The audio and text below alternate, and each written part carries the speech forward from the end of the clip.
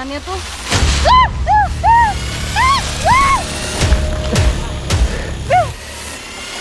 ini benar-benar di jurang banget.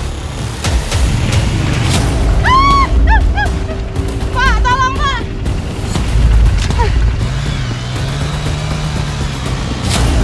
Tenaganya nggak begitu kuat, jadi harus benar-benar didorong bareng-bareng baru bisa lolos dari lumpur yang setebal ini.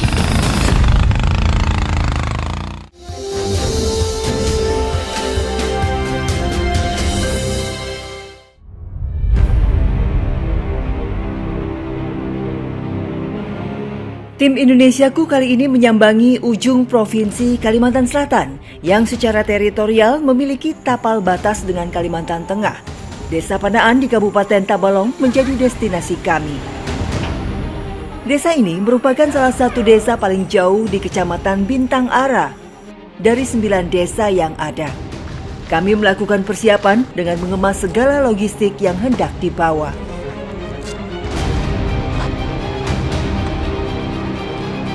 Sekarang ini kami tengah bersiap untuk masuk ke dalam Desa Panaan, salah satu desa terluar di Kecamatan Bintang Ara. Dari sini, dari kantor kecamatan kurang lebih berjarak 20 km.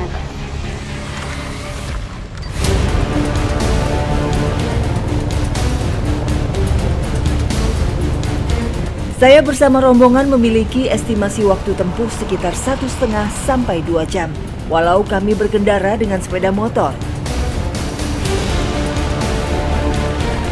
Hal ini karena medan jalan yang kami lalui langsung disambut dengan jalur yang ekstrim.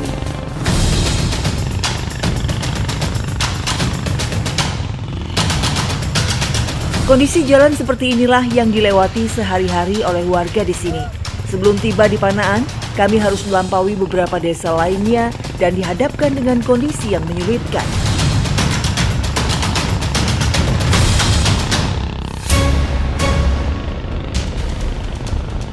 Jarak yang berkisar 20 km, jika kondisi jalan mulus, maka perjalanan akan terasa singkat.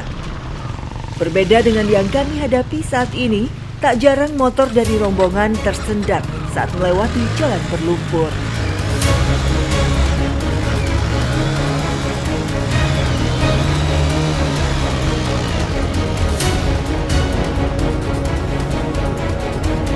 Tak terbayang jika kondisi cuaca hujan deras seperti yang belakangan ini terjadi. Beruntung, hari ini kami ditemani cuaca cerah sepanjang perjalanan. Setelah melewati jalan berlumpur, ini di tengah perjalanan sudah setengah jalan. Sekarang kami dihadapkan oleh jalan bebatuan, lengkap.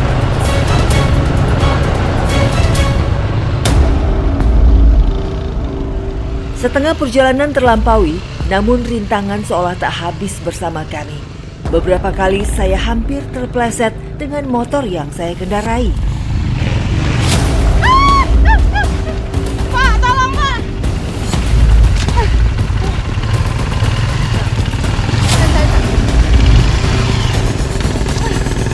Mati.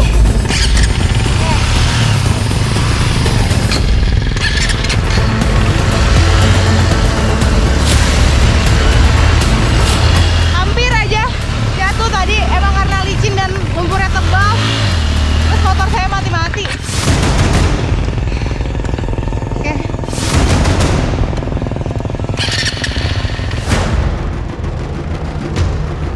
Di sejumlah spot tertentu, kami harus menuntun motor dan mau tak mau turun dari kendaraan.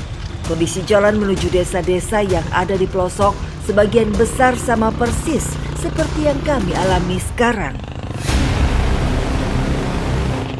Hal tersebut fakta yang kami temui di Indonesiaku selama ini. Sampai kapan saudara-saudara kita di daerah yang sulit dijangkau harus menunggu realisasi sebaran janji kampanye dari tahun politik seperti ini. Jalan kaki aja nyangkut-nyangkut terus karena emang lumpurnya tebal banget. Apalagi yang tadi motor bebek, tenaganya nggak begitu kuat, jadi harus benar-benar didorong bareng-bareng baru bisa lolos dari lumpur yang setebal ini.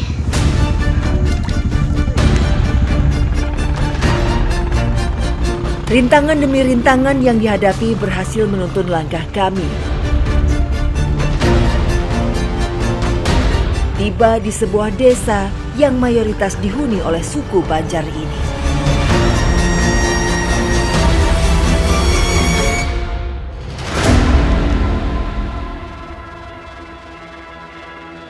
Hutan tropis di Pulau Kalimantan memiliki beragam kekayaan tumbuhan yang secara alami tak ditemui di tempat lain. Tak jarang, potensi tersebut dimanfaatkan warga setempat sebagai sumber kehidupan. Di ujung Kalsel ini, pohon gaharu yang mempunyai banyak manfaat tumbuh liar di dalam hutan. Namun, untuk mencari dan menemukan pohon gaharu bukanlah hal yang mudah. Ini udah setengah perjalanan. Sebenarnya kalau dari jarak ya, dari jarak tuh sekitar 2 km. Tapi ini nggak gimmick ya, bener saya tuh ngos-ngosan banget karena jalannya bener-bener menanjak sekali. Oke.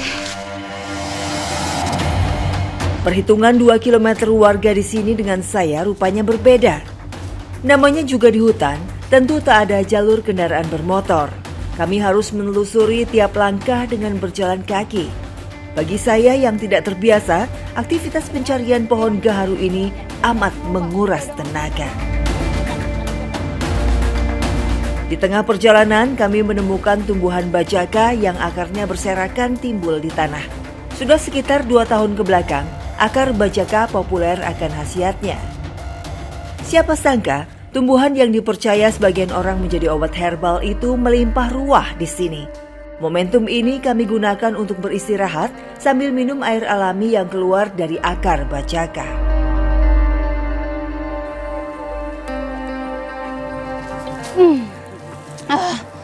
Segar banget. Apalagi habis jalan kaki yang jauh, penuh tanjakan. Lalu ternyata di tengah-tengah jalan ada ini nih, akar bajaka dari hutannya langsung. Pak, ada lagi nggak, Pak? Ada. Oke, aus. Akar bajaka dipercaya dapat mengobati sakit kronis seperti penyakit diabetes, jantung, hingga kanker. Bahkan, hal ini menjadi penelitian ilmiah di mana hasil temuan tersebut telah menjuarai kompetisi kesehatan internasional di Korea Selatan 2 tahun silam. Pas habis. Usai melepas dahaga, kami pun melanjutkan perjalanan. Dari lokasi pohon bajaka tumbuh, jalur yang kami tempuh semakin menanjak. Langkah kami dikelilingi jurang curam di sepanjang kanan dan kiri perjalanan. Kami penasaran dengan lokasi gaharu berada. Beberapa kali, Pak Udin mengecek pepohonan di kontur turunan curam.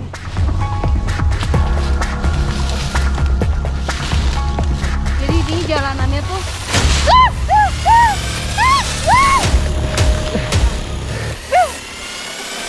ini benar-benar di jurang banget, Pak. Tolong, Pak.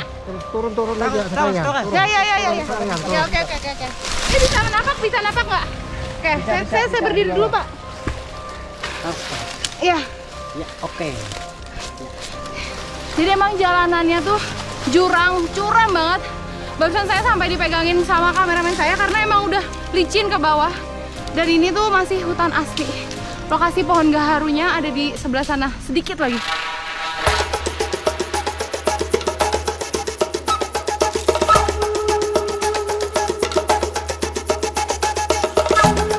Pohon gaharu mempunyai ciri warna batangnya yang coklat, bahkan hitam pekat. Bagi Udin yang biasa menghabiskan keseharian mencari gaharu, tentu menemukan tumbuhan tersebut tak begitu sulit. Akhirnya, setelah menjelajah belantara hutan, kami pun menemukan sebuah pohon gaharu.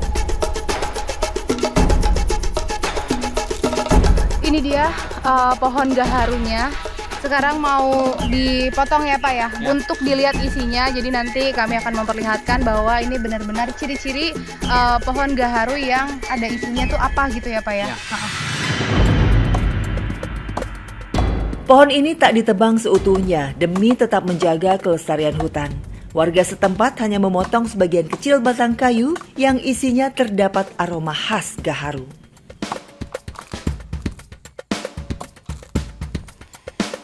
Ini kayu gaharunya, Pak. Ya.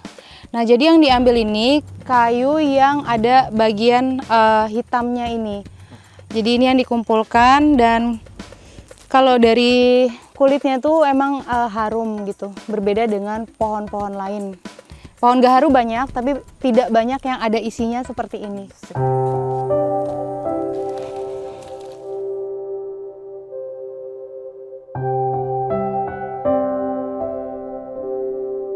Tiba di rumah, Udin dan keluarganya langsung menyatukan kayu gaharu yang telah dikumpulkan selama beberapa bulan terakhir.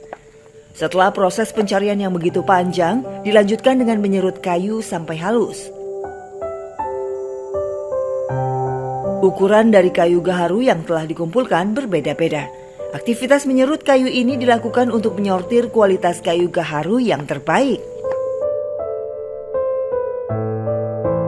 Pak Udin memang setiap hari mencari gaharu ke hutan. Ya. Kalau mencari seperti itu gimana sih Pak? Maksudnya Bapak tahu dari mana nih? Oh, di lokasi ini nih ada pohon gaharu gitu.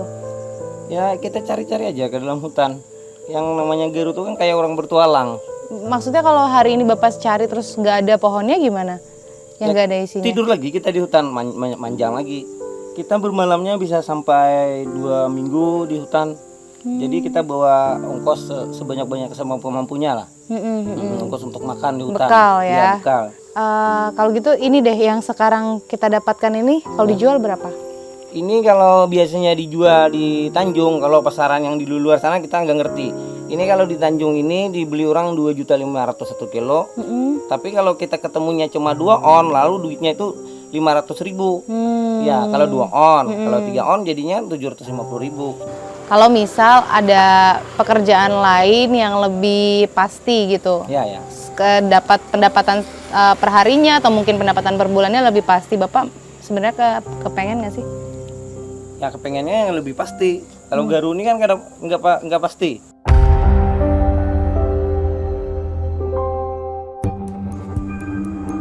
Melakoni pekerjaan ini sebab tak memiliki pilihan.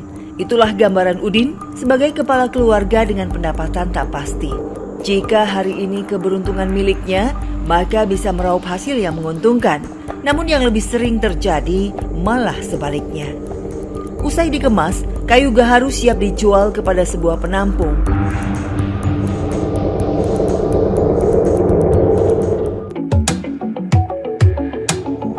Lokasi menjual berada di kampung yang berbeda dari tempat tinggal keluarga Udin. Kami pun harus menempuh perjalanan yang tidak dekat untuk bisa menjual kayu gaharu.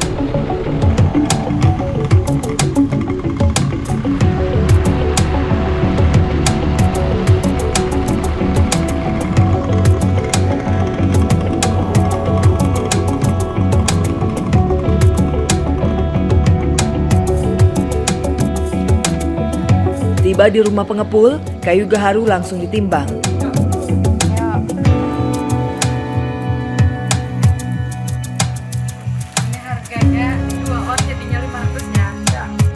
Hari ini Udin dan keluarganya mendapat 2 ons yang setara dengan Rp500.000.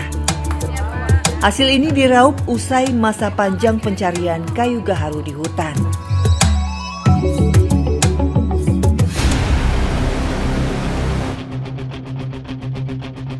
Hari Nusantara yang diperingati tiap tanggal 13 Desember telah dideklarasi sejak 67 tahun yang lalu. Hal ini digagas oleh Perdana Menteri Indonesia kala itu, Juanda Kartawijaya. Peringatan ini juga disebut sebagai Deklarasi Juanda yang menegaskan keutuhan wilayah kesatuan NKRI.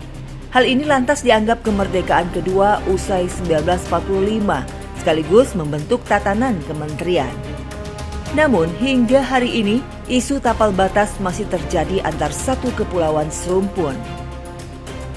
Pulau Kalimantan menjadi tanah kaya raya yang amat potensial. Sayangnya, hal ini justru pernah menjadi polemik antar provinsi. Seperti di desa Ujung Kalsel yang memiliki batas teritorial dengan Kalteng di sisi barat. Pihak Kalteng pernah mengklaim bahwa wilayah desa itu masuk ke dalam ranah Kalimantan Tengah. Di Desa Panaan terdapat 2 akses jalan untuk bisa tiba di sini. Yang pertama, jalan dalam ruas kecamatan Bintang Ara, Kalsel, dan akses satu lagi memutar melewati Kalteng. Hal ini terjadi karena beroperasinya perusahaan kayu. Tak heran, jalan yang dilalui via Kalteng lebih cepat waktu tempuhnya walau memutar. Selain itu, jalannya lebih lebar karena sebagai akses masuknya kendaraan bermuatan besar. Kecamatan Bintang Ara terdiri dari 9 desa. 2 diantaranya menjadi wilayah terujung dari Provinsi Kalimantan Selatan.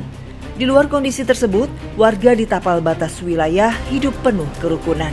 Tak ada konflik yang terjadi antar warga.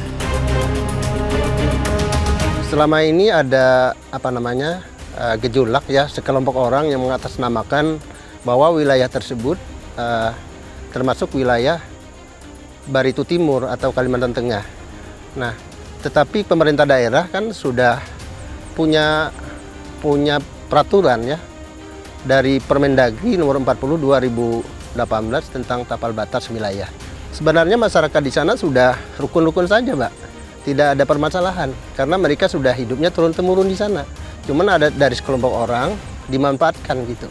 Keinginan kemarin itu adanya penyerahan dari perusahaan untuk ke pemerintah daerah, baik dari balai jalan itu, provinsi ataupun pemerintah daerah, agar nantinya jalan ini nanti bisa dikerjakan oleh pemerintah daerah ataupun pusat.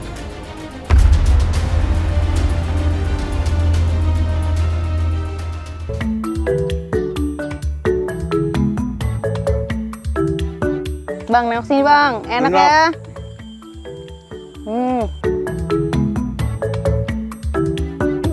Durian baru jatuh dari pohonnya, rasanya nggak bohong pas. Manisnya sudah matang sempurna.